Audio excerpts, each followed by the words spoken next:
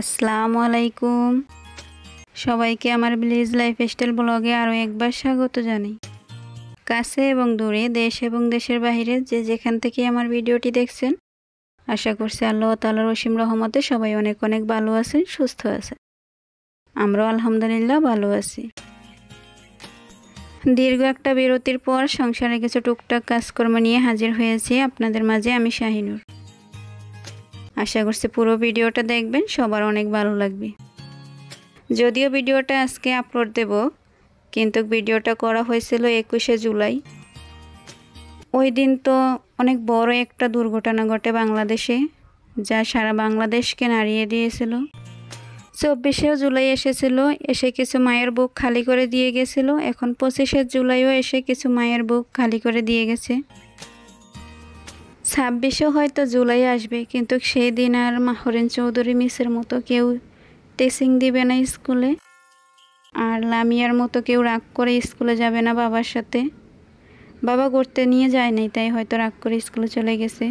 সেই বাবার হাজারে ছিল, মা তুই ফিরে আয়, আমি তোকে নিয়ে ঘুরতে যাব। লামিয়ার বাবা লামিয়ার পরিবর্তে পেয়েছিল এক টুকরো কয়লা। যাই হোক, এসব ব্যাপার দেখলে মনে করলে এখনও বুক ফেটে কান্না আসে। এত বড় ট্র্যাজেডি আমি কখনো দেখি নাই। এরকম ট্র্যাজেডি বিশ্বের বুকে আর না আসুক এই দোয়াই করি। যারা মাইলস্টোন ট্র্যাজেডিতে প্রাণ হারিয়েছেন সবাইকে আল্লাহ তাআলা জান্নাতুল ফেরদৌস দান করুক। আর যারা মৃত্যুর সাথে লড়াই করতেছেন আল্লাহ তাআলা তাদের খুব তাড়াতাড়ি সুস্থ করে দেখ, আমিন। মানুষের জীবনে আসলে মূল্য কোথায়, এটা যদি হিসাব করতে যাই তাহলে দেখা যায় কোথাও সার্থকতা আছে, কোথাও অনর্থকতা আছে। কিন্তু জীবনের মূল্যটাকে নিজেরই খুঁজে বের করে নিতে হবে। কোনো অনাকাঙ্ক্ষিত ঘটনা কোনো কিছুরই সমাধান না। এখানে এই কথাটা বলার কারণ হয়েছে, আমাদের বাসার পাশে একজন মা আর মেয়ে একসাথে দুনিয়া ত্যাগ করেছিল নিজেদের ইচ্ছায় না, জাস্ট ওই মায়ের ইচ্ছায় মেয়েটাও চলে গেল পৃথিবী থেকে। আমাদের কারো জীবনের মূল্য কেউ দিয়ে দেয় না, নিজের জীবনের মূল্যটাকে নিজেরই খুঁজে বের করে নিতে হবে। ওই আপুটা যদি বুঝতো যে আমার জীবনের মূল্য আমিই খুঁজে নেব, এরকম কোনো অনাকাঙ্ক্ষিত ঘটনা কোনো কিছুরই সমাধান হবে না, তাহলে হয়তো ছোট্ট একটা প্রাণ বেঁচে যেত। জীবনটা সহজ নয়, আর কোনো ভুল সিদ্ধান্ত জীবনের কোনো সমাধান হতে পারে না। সমাধান অবশ্যই আছে যেখানে সমস্যা আছে। সুস্থ সুন্দর মস্তিষ্কে সমাধানটাকে খুঁজে বের করতে হবে, তারপর ভেবেচিন্তে সিদ্ধান্ত নিতে হবে। যাই হোক, আমি কাউকে বোঝাচ্ছিও না, কাউকে শেখাচ্ছিও না। আমার থেকে অনেক অনেক ভালো, অনেক অনেক বুদ্ধিমান আপনারা, আপনাদের চিন্তা শক্তিও অনেক ভালো। আমি আমার সীমিত জ্ঞানে এইটুকুই মনে করি, তাই এইটুকু বললাম। আসলে এক একটা ঘটনা মানুষের মনকে নাড়িয়ে দেয়, আর মানুষ ওইখান থেকেই কিছু রিয়েলাইজ করে আর কিছু বলতে থাকে। এবার সেটা যেভাবেই হোক আর যার কাছেই হোক, তো অবশ্যই কথার বলতেটি ক্ষমা সুন্দর দৃষ্টিতে দেখবেন। এই তো আজকে আমার কাজকর্ম চলতেছিল। আজকে আমি সকালের জন্য আগের রাতের বেঁচে যাওয়া বাদ দিয়ে একটা ফ্রাইড রাইস করেছিলাম। সকালে নাস্তা শেষ করে অনেক কাজকর্ম করেছিলাম, তারপর সোফার কুশন কাভারগুলো একটু ওয়াশ করেছিলাম তার আগের দিন, ওগুলো একটু গুছিয়ে নিয়েছিলাম। আরও অনেক কাজ করেছি, অফ ক্যামেরাতে করেছি, অন ক্যামেরাতে করেছি। কাজগুলো খুব তাড়াতাড়ি গুছিয়ে নিয়েছিলাম আমি, কারণ একসাথে অনেক কাজ করতে হতো।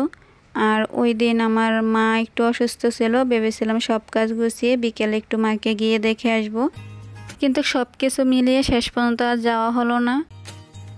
যাই হোক, আল্লাহ তাআলা যা কিছু করেন আমাদের মঙ্গলের জন্যই করেন, এটা আমাদের মেনে নিতে হবে।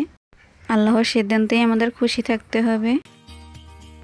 সব কাজ করার আগে যদি ঘরটা একটু গুছিয়ে নেওয়া যায় আর ঘর আর উঠানটা একটু ঝাড়ু দেওয়া থাকে, তাহলে মনে হয় যেন সারাদিনের কাজের বেশি অর্ধেকই শেষ।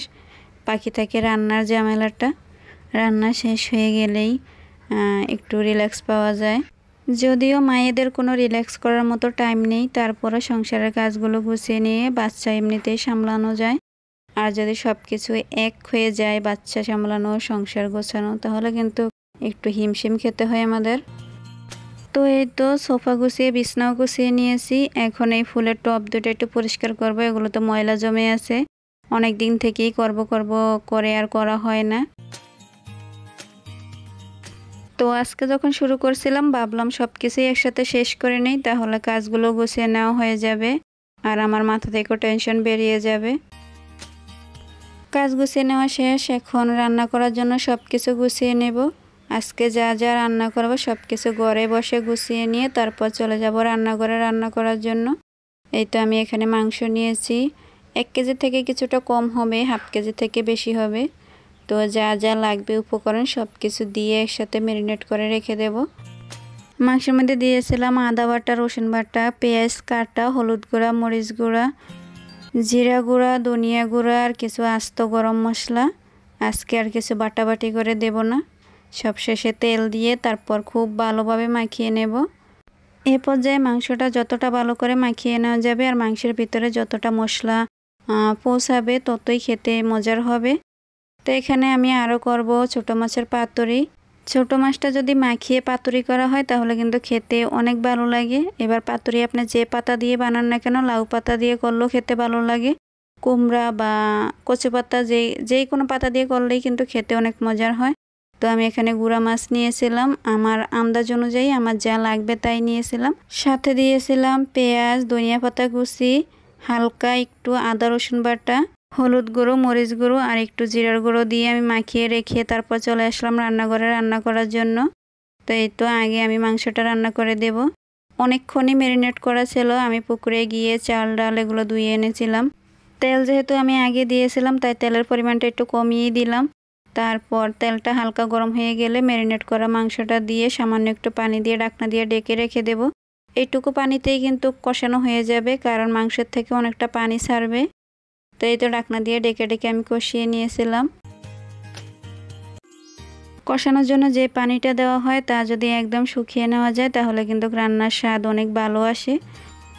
এবার সেই তরকারিটা মাছ, মাংস বা যে কোনো কিছুর হোক, কষানোর পানিটা পুরো শুকিয়ে যাওয়ার আগে আমি কিছু আলু অ্যাড করে দিলাম। আলু দিয়ে মাংসের ঝোল করব। পুরো পানিটা শুকিয়ে যাওয়ার পর আমি কিছু গরম পানি দিয়ে দিলাম। পানিটা আমি হিটারে ঘরে গরম করে রেখেছিলাম, কারণ এখানে 2টা চুলা, একটাতে ভাত হইতেছে আর একটাতে তরকারি। এদিকে মাংস আর ভাত হতে থাকুক। চলেন আমরা কচু পাতা নিয়ে আসি পাতুরি করার জন্য। আজকের পাতুরিটা আমি কচু পাতাতেই করব, কারণ আমার কাছে লাউ পাতাও নাই, কুমড়া পাতাও নাই। কচু পাতা দিয়েও কিন্তু খারাপ লাগে না, তবে একটা কথা হলো কচু পাতা দিয়ে আমি এই ফার্স্ট করতেছি। আগে করেছিলাম লাউ পাতা, কুমড়া পাতা এগুলোতে। কচু পাতাগুলো আমি একটু কচি দেখেই নিলাম, যেহেতু বাগান ভরা কচু গাছ, ভালো দেখে দেখে কচি দেখে কয়েকটা তুলে নিলাম। এগুলো ভালো করে ওয়াশ করে তারপর পাতুরি বানাবো। আমি কিন্তু সরাসরি চলে আসলাম পাতুরি রেডি করার জন্য। এখানে আমি কচু পাতায় ওই ম্যারিনেট করা মাছটা কিছু দিয়ে দেব। একটা পাতাতে যতটুকু মাছ দেওয়ার পরে পাতাটা চারদিক থেকে মুড়িয়ে নেওয়া যাবে ততটুকু মাছই দিতে হবে। আমি এখানে 2টা করে পাতা দিয়ে দিছি যাতে বের না হয়ে আসে, আবার সুতো দিয়েও বেঁধে দিয়েছি। আপনারা চাইলে সুতো ছাড়াও করতে পারেন। যাদের রান্নার হাত অনেক পাকা তারা সুতো ছাড়া এমনিতেও করে নিতে পারেন। আমি লাউ পাতায় করেছিলাম আর একদম খুলে নাজেহাল অবস্থা হয়ে গেছিলো, তাই বয়ে সুতা দিয়ে একটু পেঁচিয়ে নিয়েছি। সবগুলো পাতুরি আমার রেডি করা হয়ে গেছে। এখন চলে যাব চুলায় ভাজার জন্য। এই তো আমি ফ্রাই প্যানে তেল দিয়ে তারপর 3টা পাতুরি দিয়ে দিয়েছি। আমার মাটির চুলা রান্না কিন্তু শেষ হয়ে গেছে, ভাতও হয়ে গেছে, তরকারিও হয়ে গেছে। তো শুধু পাতুরি করার জন্য আর ওখানে বসে থাকিনি, চলে আসলাম ঘরে। এখন পাতুরিটা হতে দিয়ে আমি ঘরের বাদ বাকি কাজগুলো করে নিতে পারবো। এই পর্যায়ে একটা পুরনো রিকোয়েস্ট নতুন করে করছি। আমার ভিডিওটির কোনো অংশে যদি কিছুটা ভালো লেগে থাকে প্লিজ ভিডিওটিতে একটা লাইক দিতে ভুলবেন না। আর চাইলে আমার চ্যানেলটিকে সাবস্ক্রাইব করে পাশে থাকা বেল বাটনটি বাজিয়ে দিতে পারেন। এতে করে আমি কোনো ভিডিও ছাড়ার সাথে সাথে আপনার কাছে নোটিফিকেশন চলে যাবে আর আপনি চাইলে সময় সুযোগ করে আমার ভিডিওটি দেখে নিতে পারবেন। আর আপনার মূল্যবান সময় নষ্ট করে একটা কমেন্টও করে দিতে পারেন। পাতুরি হয়ে গেছে, এবার চলেন দেখাই ভিতরটা দেখতে কেমন হয়েছে। খেতে কিন্তু অনেক মজার ছিল। এই তো ভিতরটা একদম পারফেক্টলি হয়েছে।